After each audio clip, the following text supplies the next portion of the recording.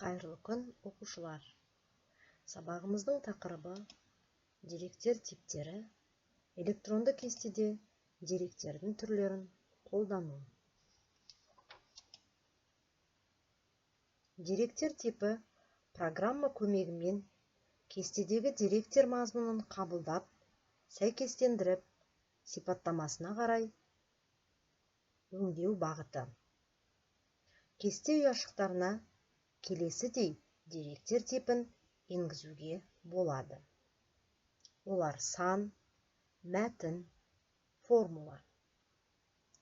Егер енгізілетін символдың біріншісі сан болса, онда оны сандық типке жатқызамыз. Егер бірінші символымыз әріп немесе апостроф болса, онда оның типі мәтін болып қабылданады. Ал егер біріншісі теңдік белгісі болса, онда оны формула деп қабылдайды. Мәтіндік деректер типі.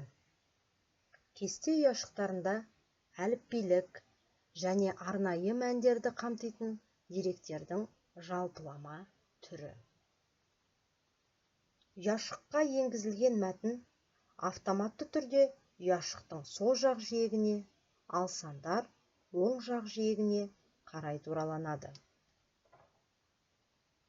Сонымен қатар, деректерді толтыруда автотолтыру функциясын пайдалануға болады. Автотолтыруды орындау үшін алғашқы ұяшыққа қажет мәнді жазып, төменгі оң жақ бұрышында пайда болған маркер белгішесін төмен қарай тарту керек. Экранда тұрған мысалда А бағаны ай аттарымен, Б бағаны бірыңғай бір цифрымен, С бағаны 1-ден 12-ге дейін сандармен, Д бағаны тақ сандармен, Е бағаны жұп сандармен автотолтыру әдісі арқылы енгізілген. Келесі сандық деректер типі. Әртүрлі есептеулерде қолданылады.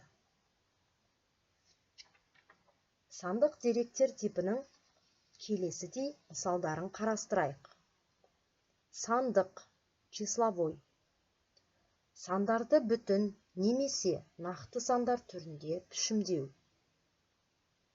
Ақшалай, денежный. Сандарды ақша бірлігі түрінде пішімдеу. Күні, дата. Санды мерзім пішімінде бейнелейді. Пайыз, процентный. Санның жанына пайыз белгісін қойып пішімдейді. Бөлшек, дробный. Санды бөлшек сан ретіндегі пішімге айналдырады. Формула түріндегі деректер типі. Мәліметтерді есептеу мен талдауға арналған Excel-дің арнайы құралы. Егер ұяшық мазмұны тең таңбасымен басталса, онда бұл ұяшықтың мәні формула ретінде қабылданады. Мысалы, А1 және Б1 ұяшықтары мәндерінің көбейтіндісі келесі С2 ұяшығында нәтиже мәні ретінде жазылады. Тақырыпты тереңірек түсіну үшін тапсырмалар жинағына өтейік. Топтық жұмыс тапсырмасы. Берілген мәлімет типтерінің сәйкес ұғымдарын табыңдар.